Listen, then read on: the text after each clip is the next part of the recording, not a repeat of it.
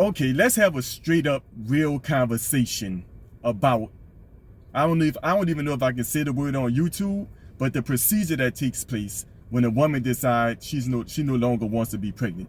Let's really get into it. Let's have a real conversation on different levels about this. Watch the video in its entirety. Okay? But one thing I want to talk about is something that I like to call pimping people's pain, right?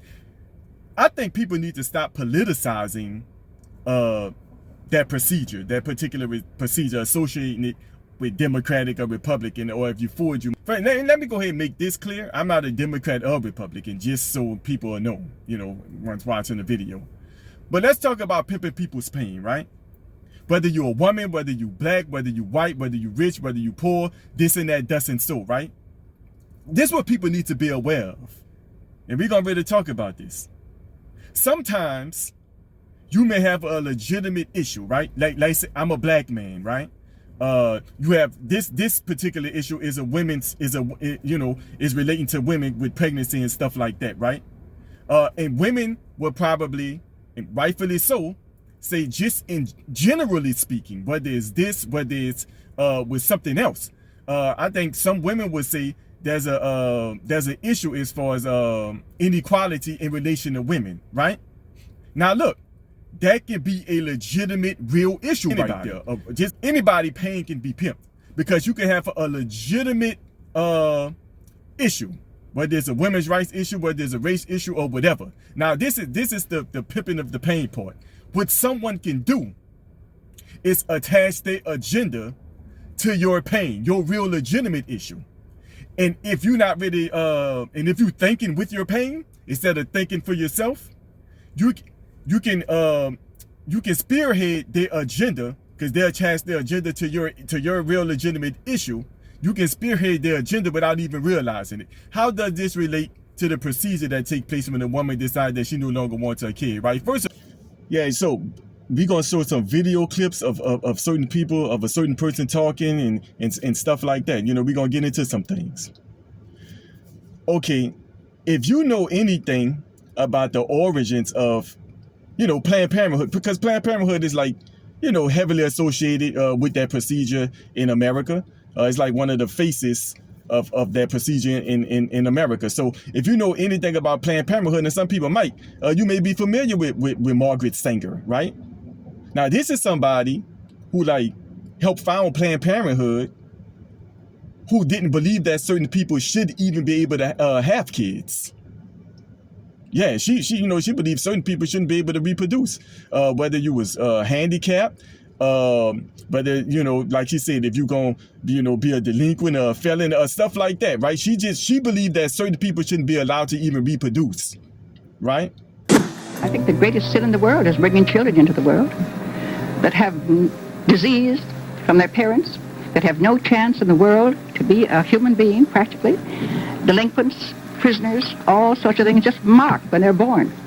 The very fact that she would tell a woman, don't have that kid. If the woman says, I don't care if my child may come out handicapped, or if my child may not come out handicapped, or if you feel like that child is going to be a delinquent or isn't worthy to be born, I want to have my child. She would tell that woman, I don't think you should have that child. That right there is not a woman's right to choose, right? So this is somebody that you're dealing with. This is not like a woman's rights issue. This is somebody. So, this agenda is attached to what they dress up as women's rights. What? Now, this is the origin of the woman who helped found Planned Parenthood, right? That ain't got nothing to do with women's rights, right? But they're attaching, that agenda is attached to women's rights. And since women's rights can be a real issue, women will jump on it and say, oh yeah, you know what, that's right. Yeah, a woman's rights, woman by this. But look, don't stop associating that procedure with women's rights. Right? And now look, to take it a step further, and let's show the clip. Let's watch this next clip. Former Planned Parenthood clinic director Abby Johnson said Sanger's philosophy endures at the US-based abortion group. Margaret Sanger is a known eugenicist whose legacy is built on racism. Even though Planned Parenthood is moving to separate themselves from Sanger's name, her influence on the abortion giant remains at its core. My name is Abby Johnson, and I spent 8 years working for Planned Parenthood, but today I am a pro-life activist. Planned Parenthood of Greater New York is removing the name of pioneering birth control advocate Margaret Sanger from its clinic in Lower Manhattan. The group says that Sanger has long provoked controversy because of her support for eugenics, a movement to promote selective breeding that often targeted people of color and the disabled. Sanger was one of the founders of Planned Parenthood of America more than a century ago. The clinic on Bleecker Street in Soho will now be known as the Manhattan Health Center. Planned Parenthood say they disassociating themselves because Margaret Sanger believed in eugenics, right? But the actual movement that she started, you're still pushing. You can say, oh, we don't want to have nothing to do with her, or you're still doing her movement. What is that, right? Now, if you say, oh no, that movement that she started, we're doing away with that movement. I mean, look at what this lady was about. You're going to say, oh, we're going to push the founder of it out the side, but still practice what she believed. What is that? Let's be straight up real about what this is, right? It's no one, because this is one of the things you hear in relation to that procedure, right? It's not a fully formed human being, for example. But I would say that I don't think no one really judged life whether someone is fully formed or not. And I think proof of that is if you go to a funeral, you have a fully formed person, boy, girl, man, or woman, fully formed. The reason why you can put that fully formed human being into the ground and nobody objects or says against the law, you need to call the police or this and that and doesn't so, is because they would tell you, oh, that fully formed person, that fully formed body no longer has life in it. It's no longer living. That's why it's okay to put it into the ground. I think that's proof that people don't really judge life based off whether someone is fully formed or not, if we being real. Another thing, right? When a woman decides to have that procedure to no longer have that child, that life that is in them, right? The very reason for having a procedure is to stop that life from continuing on. Because if you don't, this is what'll happen. That life will start developing fingers, hands, toes.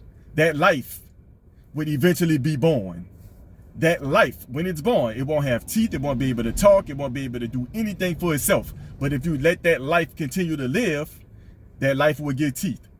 It'll grow taller, it'll start going to school, it'll become a teenager, it'll go on and get married, it'll have kids, it'll become a grandmother or a grandfather, right? It'll retire at 65 or 70 years old.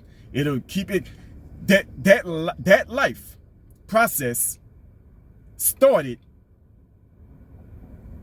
when that egg got fertilized. That's the beginning of the life process. Like I say, the whole procedure is to stop the life process. So I say that so you can just have a real honest viewpoint of what it is, the stopping of a life.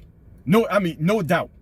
That's the stop. That's the whole purpose of doing it, to stop the life process. So don't be deceived into thinking that it's not the taking of a life, right?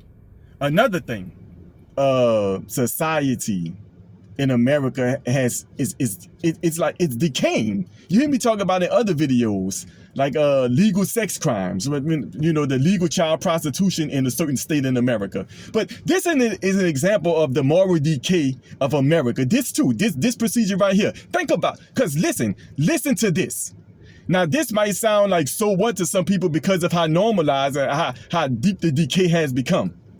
If somebody, think about it, somebody is telling someone, here, take this pill, do this, lay down here, do this, do that. What am I doing that for? Oh, we're going to make sure that child life, that we're going to take it. That really should be like, what you talking? I'm not taking, to do what? You want me to take this to stop the life that my child from coming? Are you serious? That's really what should be the response. But then they got so normalized and they got attached to certain agendas. You know what I mean? Got people to spearhead it and it's pimping people's pain.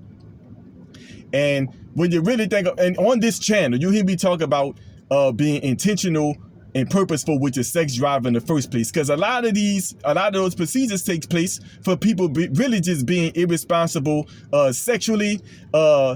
Now something has come about that requires some responsibility, and a lot of people just don't want to do it. So it got normalized to just snuff the life out. That's what it is. You know, I did something. Look, let's be real. This ain't me trying to tell nobody what to do with their body. This is saying, is it really right to snuff a life out because two people, not just a woman, two people, or the man, because a dude tried to encourage a woman to get an abortion too. Two people laid down, got together, right? No, this is how life starts when two people do that. And then when life starts, say, let's just go ahead and off them. That's just people not want to be responsible.